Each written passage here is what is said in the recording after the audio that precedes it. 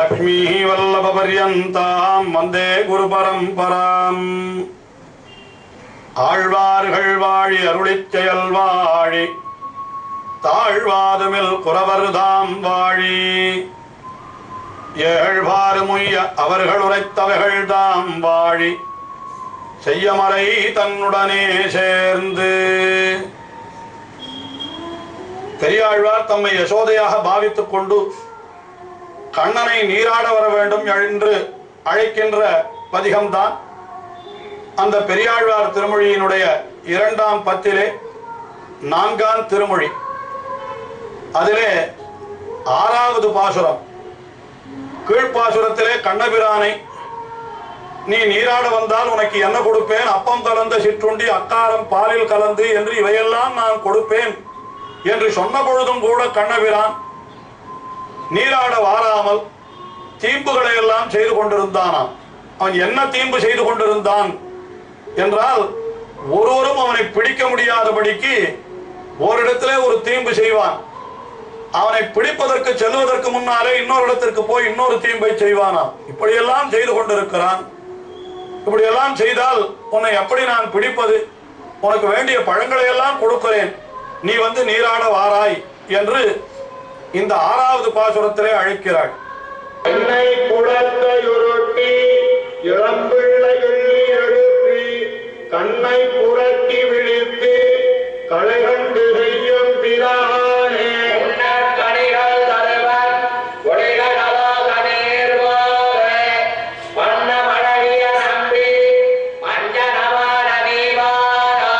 கண்ணபிரான் செய்கிற தீம்புகள் எல்லாம் சொல்லப்படுகிறது இந்த பாசுரத்திலே. சிறிய குழந்தை என்ன செய்கிறான் கண்ணன்? எண்ணெய் குடத்தை உருட்டி, ஒரு இடத்திலே எண்ணெய் குடம் வைத்திருந்ததான். அதை என்ன செய்தான் கண்ணன்? அப்படியே கவிழ்த்து விட்டான், உருட்டி விட்டான். உடனே எண்ணெய் எல்லாம் கீழே வழிந்து ஓடுகிறது. அங்கே இருப்பவர்கள் ஓடி வந்து அந்த எண்ணெயெல்லாம் வழித்து மறுபடியும் குடத்திலே சேர்ப்பார்கள் அல்லவா? மற்றவர்கள் வழிக்கு விழாமல் இருப்பதற்காக அந்த காரியத்தை பண்ணித்தானே ஆக வேண்டும் என்று இப்படி அந்த எண்ணெயை வழிப்பது துடைப்பது என்கிற காரியத்தில் ஈடுபட்டிருக்கிற காலத்தில் மற்றொரு இடத்திற்கு சென்று விடுகிறான் கண்ணன். அங்கேயாவது வெறுமனே இருக்கிறானா? அங்கே இன்னொரு காரியத்தை செய்தான். என்ன செய்தான் என்னால், இளம் பிள்ளை கிள்ளி எழுப்பி, நன்றாக தூங்கிக் கொண்டிருந்த ஒரு சிறு குழந்தையாம், அதை கிள்ளினான். கிள்ளினால் அது ஓவென்று வீறிட்டு அழுகிறது. இவர்கள் குழந்தையை கவனிப்பார்களா இல்லை இந்த எண்ணெயை வாரிக்கொண்டிருப்பார்களா, என்ன செய்வது என்று தெரியாமல் ஒரு நிமிடம் திகைத்து நிற்கிற காலத்திலே கண்ணபிரான் என்ன செய்கிறான்? கண்ணை புரட்டி விழித்து என்று. கண்ணை புரட்டி விழித்து என்றால் அந்த குழந்தை ஏற்கனவே இவன் கிள்ளினபடியினாலே வீறிட்டு அழுது கொண்டிருக்கிறது. இன்னும் அது பயப்படும்படியாக தன்னுடைய கண்களை எல்லாம் உருட்டி அப்படி அதுக்கு அப்பூச்சி காட்டி அந்த குழந்தையை அப்படி அச்சமுறுத்துகிறானாம். கழைகண்டு செய்யும் பிரானே. இந்த கழைகண்டு ஒரு சப்தத்தை பிரயோகம் பண்ணுகிறார் பெரியாழ்வார். மிகவும் அற்புதமான தமிழ் சொல்லது. கழைகண்டு என்னால் குறும்பு என்று சொல்லலாம், விஷமம் என்று சொல்லலாம், தீம்பு என்று சொல்லலாம். எல்லாம் ஒரே பொருளை விட வெவ்வேறு சொற்கள் தானே. ஆக அதற்கு அழகான தமிழ் சொல் கழைகண்டு அல்லது கழகண்டு என்னும் அது சொல்லப்படுகிறது. இப்படி 2 பாடமும் உண்டு என்று வியாக்கியானங்களிலே எடுத்து காட்டப்பட்டிருக்கிறது. அப்படி என்ன செய்கிறான் கண்ணன் என்னால், இப்படி கழைகண்டு செய்யும் பிரானே, இப்படியெல்லாம் தீம்புகளை செய்கிறாயே கண்ணா, இந்த தீம்புகளை எல்லாம் செய்யாதே, நீராடவா என்று அழைத்தாளாம் யசோதை. உடனே நீராடினால் என்ன கிடைக்கும் என்று கண்ணன் கேட்கிறான். உடனே சொல்லுகிறாள், உன்ன கனிகள் தருவன். கண்ணபிரானுக்கு கீழே சொன்ன அப்பம் கலந்த சிற்றுண்டி அக்காரம் இவற்றையெல்லாம் விட ரொம்ப மிகவும் பிடித்தது எது என்னால் அந்த கனிகள் தானே. அவனுக்கு நாவற்பழம் மிகவும் பிடிக்கும், விளாம்பழம் மிகவும் பிடிக்கும் என்றெல்லாம் அவனுக்கு பல பல பழங்கள் அதெல்லாம் அவனுக்கு பிடிக்கும் அல்லவா, ஆகினாலே உண்ணக்கனிகள் தருவன் என்று சொன்னாளாம். உடனே கண்ணன் சற்று ஒரு நிமிடம் அங்கே நின்றான். உடனே அவனை வர்ணிக்கிறாள். ஒலிகடலோத நீர் போலே வண்ணமழகிய நம்பி. ஒலிகடல் ஓத நீர் என்னால் அதாவது ஒலிக்கின்ற தண்ணீரை உடையதாய், அதாவது சமுத்திரம் எப்பொழுதும் ஓவென்று ஒரு கோஷத்தை பண்ணி கொண்டிருக்கும் அல்லவா, ஆகினாலே இந்த சமுத்திரத்தினுடைய நீர் போலே கருத்த, அதாவது நிறத்தை போல கருத்த நிறத்தை உடையவனான் கண்ணபிரான். அதைத்தான் சொல்ற ஒலிகடல் ஓத நீர் போலே வண்ணம் என்று. அந்த ஓதம் என்னால் அலை எழுகின்ற கடல், அந்த கடலுடைய நீரை போன்ற நிறத்தை உடைய கண்ணனே என்று சொன்னால் இதனுடைய தாற்பயம் என்னன்னா, எம்பெருமானுடைய திருமேனி நிறம் எப்பொழுதுமே அழகாக இருக்கிறது.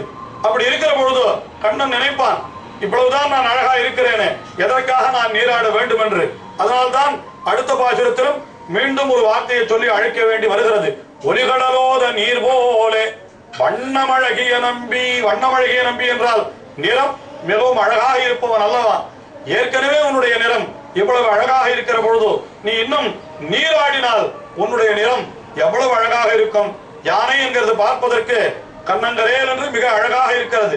ஆனால் அந்த யானை பாகன் அந்த யானை அழைத்துக் கொண்டு ஒரு நீர்நிலையிலே சென்று அதை நீராட்டிய பிறகு அழைத்துக் கொண்டு வந்தால் அது இன்னும் அழகாக இருக்கிறது அல்லவா. அதுபோல எம்பெருமானே உன்னுடைய அந்த திருமேனி நிறம் ஏற்கனவே அது கடலின் நிறத்தை போல கரிய நிறம்தான், ஆனால் நீராடினால் இன்னும் அழகாக இருக்கும். ஆகினாலே நீ வண்ணமழகிய நம்பி மஞ்சனமாட நீவாராய் என்று ஒலிகடல் ஓத நீர் போலே என்று அப்படி அவனை அழைத்தாளாம். ஆனாலும் கண்ணபிரான் அப்படி வரவில்லை. என்ன பண்ணினான், அவன் வெண்ணையும் பாலுமாக உண்டு கொண்டு இப்படியே போதை போக்கிக் கொண்டிருந்தான். உடனே அவள் சொல்லுகிறாள், உன்னை நீராட்டாமல் வைத்திருந்தால் உலகத்தில் இருக்கிறவர்கள் எல்லாம் என்னை தூற்றுவார்களே, ஆகினாலே நீ வந்துவிடு நீராடுவதற்கு என்று மேலே அடுத்த பாசுரத்திலே அவனை அழைக்கிறாள்.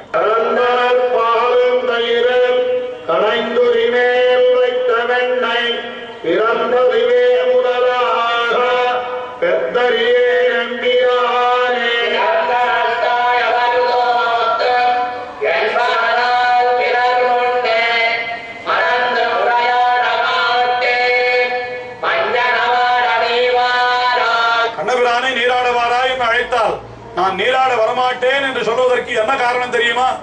எப்பொழுது பார்த்தாலும் என்னை நீ தூற்றிக்கொண்டே இருக்கிறாய், ஆகினாலேதான் நான் வரவில்லை என்று கண்ணன் சொன்னானாம்.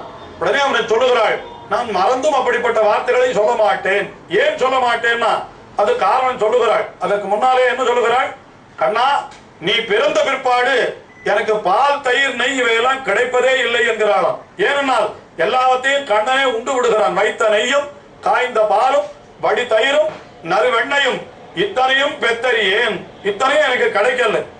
ஏன் எம்பிரான் நீ பிறந்த பின்னை, நீ பிள்ளையாக பிறந்த பிற்பாடு எல்லாவற்றையும் நீ உண்டு விடுகிறபடியினாலே என்று கீழே சொன்ன மாதிரி இங்க மறுபடியும் சொல்லுகிறாள். என்ன சொல்லுகிறாள், கரந்தனர் பாலும் தயிரும் கடைந்து உரிமேல் வைத்த வெண்ணெய். ஒவ்வொரு நிலையிலேயும் கண்ணன் அவற்றை களவு கொண்டே இருக்கிறான். பாலை கறக்கவே வேண்டாம். கன்றுக்குட்டி இருந்தால் அதனுடைய மடியிலேயே வாயை வைத்து பாலை இவனே கன்றுக்குட்டி போல அப்படி பசுவனுடைய மடியிலே வாயை வைத்து அந்த பசுவனிடத்திலிருந்து அந்த பாலை சாப்பிட்டு விடுவானாம். சரி, தப்பி தவறி பாலை கறந்து வைத்தால் என்ன செய்வான், பானையில் பாலை பருகி என்று பானையோடு சேர்த்து அந்த பாலை அவன் உண்டு விடுவானாம். சரி, அதற்கு மேலே அப்படியே கட்டப்பட்டு கொஞ்சம் பாலை எடுத்து வைத்து அதை தயிராக்கி வைத்தால் என்ன செய்கிறான்னா, தயிரை அப்படியே வாரி எடுத்து விழுங்கி விடுகிறானாம். கலந்தனர் பாலும் தயிரும். சரி, அப்படியும் கொஞ்சம் தயிர் மிச்சம் இருந்தால் அதை கடைந்து வெண்ணெயை எடுத்து கண்ணனுடைய கைக்கு ஆப்படக்கூடாது என்பதற்காக எங்கோ உயரத்திலே உரிமையிலே கட்டி வைக்கிறார்களாம். ஆனால் அப்பொழுதும் கண்ணன் என்ன செய்கிறான் என்றால் உரலை உருட்டி கொண்டு வந்து அந்த உரிமையிலே ஏறி அந்த உரலின் மேலே ஏறி உரியிலிருந்து வெண்ணையை எடுத்து விடுகிறானாம். அதைத்தான் சொல்லுகிறாள் இந்த பாசுரத்தில், கறந்தனர் பாலும் தயிரும் கடைந்து உரிமேல் வைத்த வெண்ணெய். இவையெல்லாம் நீ பிறந்ததுவே முதலாக பெற்றறியேன், நீ பிறந்த நாள் தொடங்கி எனக்கு ஒன்றும் கிடைக்கவே இல்லை அப்படின்னு சொன்னாலாம். சரி, அதுக்கு மேல என்ன என்னால், சரி நீ என்னை பத்தி இப்படித்தான் எப்பொழுதும் குறை சொல்லிக் கொண்டே இருக்கிறாய் என்று கண்ணன் சொல்ல உடனே சொல்லுகிறாள், சிறந்த நல் தாய் அலர்தூத்தும் என்பதனால், பெற்ற தாயே இந்த குழந்தையை பற்றி இவ்வளவு சொல்லுகிறாள் என்னால் இந்த குழந்தை உண்மையிலே பொல்லாத குழந்தைதான் என்று எல்லாரும் உன்னை அலர்தூத்துவார்கள் அல்லவா, உன்னை பழிப்பார்கள் அல்லவா. தாயே குழந்தையை வைத்தால் அப்புறம் ஊரார் பழிக்காமல் இருப்பார்களோ? ஆகையினாலே அப்படி ஊரார் எல்லாம் அலர்தூத்தும் என்கிறபடியினாலே கண்ணபிரானே மறந்து உரையாட மாட்டேன், மறந்தும் கூட நான் உரையாட மாட்டேன், யாரிடத்திலும் உன்னை பற்றி எந்த வார்த்தையும் நான் சொல்லவே மாட்டேன். ஆகினாலே நீ என்ன பண்ண, மறந்து முறையாட மாட்டேன், மஞ்சனமாட நீ வாராய், நீ வந்து இப்படி தீர்த்தம் ஆட வேண்டும், நீராட வேண்டும் என்று இந்த பாசுரத்திலே அவனை அழைத்தான்.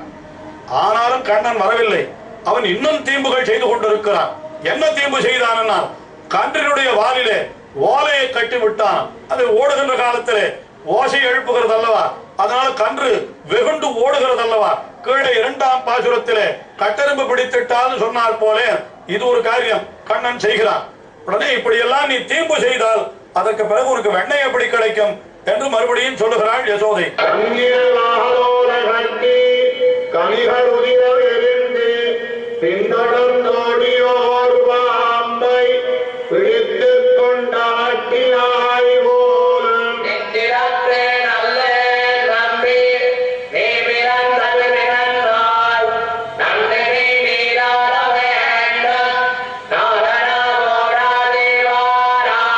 கன்றினை வால் ஓலை கட்டின்னு, கன்றினுடைய வாலிலே ஓலையை கட்டி விடுகிறான். அது கன்று வெகுண்டு ஓடுகிறது. அது இவனுக்கு ஒரு விளையாட்டு. ஆனால் இந்த விளையாட்டோடு விளையாட்டாக கண்ணன் ஒரு காரியத்தை செய்து விட்டான். என்ன காரியம் என்னால், கனிகளுதில் அவரிந்து அப்படி வெகுண்டு ஓடுகின்ற எல்லா கன்றுகளும் ஓடிக்கொண்டிருந்தனவா, ஒரே ஒரு கன்று அது மட்டும் ஓடாமல் நின்று கொண்டிருந்தது. உடனே கண்ணன் பார்த்தான், இதுல ஏதோ விஷயம் இருக்கிறது தெரிந்து கொண்டான். உடனே என்ன செய்தான், அந்த கன்றை எடுத்தான், எரி குணிலாக அந்த எரி தடியாக விளாம்பழத்தின் மேலே எரிந்தானா.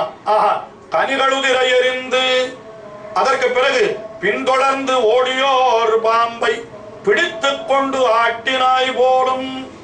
காளியன் என்கிற ஒரு பாம்பின் மேலே நின்று நடமாடினான் அல்லவா, அதை சொல்லுகிறார்.